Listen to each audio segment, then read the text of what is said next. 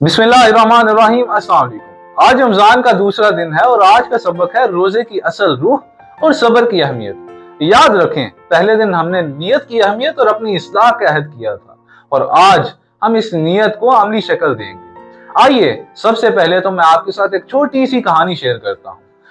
नाज़रीन, एक गांव में एक बुजुर्ग रहते थे जो सब्र और रोजे की मिसाल थे। उनके शागिर्द ने उनसे पूछा कि उस्ताद जी, क्या रोजा सिर्फ भूखा रहने का नाम है? क्या रोजा सिर्फ भूखा रहना है? बुजुर्ग ने मुस्कुराकर कहा, बेटा, अगर सिर्फ भूखा रहना ही रोजे का नाम होता तो फिर जानवर भी रोजा रख लेते। असल रोजा होता है दिल, जुबान और अमाल का। जब तुम गुस्से, झूठ, हसद और बुरा सोचने से रुक जाते हो तब तुमने रोजा रखा होता है। शागिर्द ने कहा, लेकिन उस्ताद जी, ये तो बहुत मुश्किल काम है।